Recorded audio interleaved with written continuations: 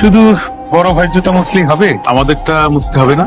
কেন মেজো ভাই? চাকর হিসেবে ওর থেকে দায়িত্ব। খবরদার, তোমরা কেউ কখনো ওরে আর চাকর বলবা না।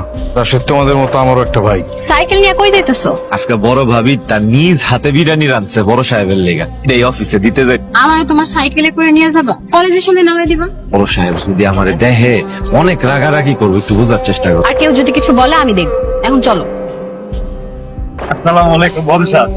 এই যে বড় সাহেব, ভাবি আপনার লেগা নিজ হাতে বিরিয়ানি রান্না করে পাঠাইছে। হ্যালো, আগে মিটিংটা শেষ করে নেই, তারপর খাবো। বেলা অনেক হয়ে গেছে, মিটিং টিটিং পরেও করুন যাবে। বাড়ির একটা সামান্য কাজের লোক আপনার সাথে এমন ব্যবহার করতেছে।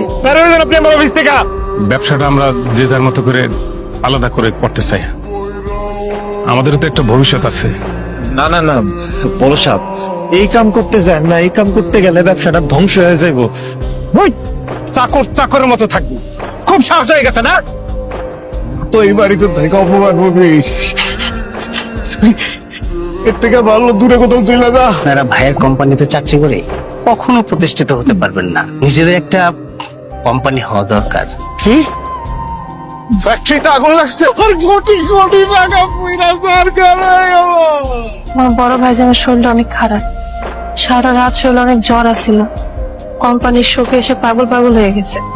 চলো না আমরা সবাই মিলে তোমার ভাইজানরা একটা ডাক্তার কাছে নিয়ে যাই। আমার কাছে কোনো টাকা পয়সা নাই, পরিস্থিতি খুব খারাপ। এই বাড়িতে তো বাহির থেকে কোনো চোর আসে নাই। চুরি করার মতো কে আছে? ছোট লোক, গরিবের বাচ্চা আছে না? ভাইজান কি কইতাছেন? আমি তো এই বিষয়ে কিছু জানি না। এই তো ঘটনা বড় ভাইজান, এই দেখ এতদিন এই প্রতিদান দিলি, এর লেগে ভালোবাসা তোর এই বাড়িতে জায়গা দিয়েছিলাম, এক্ষুনি এই বাড়ির থেকে বাইরে আসা। আমি যদি ওর সাথে এই খারাপ না করতাম, মরিও কোনোদিনই বাড়িতে যাই করতাম। আপনি তো আমাদের ব্যাংক থেকে আপনার ব্যবসার জন্য 50 লাখ টাকা লোন নিয়েছিল, আপনার এই টাকাটা গ্রান্টার কেন? তোমরা চাও না ভাই, এত নিষ্ঠুর হও না ভাই, তোমরা এত নিষ্ঠুর হও না।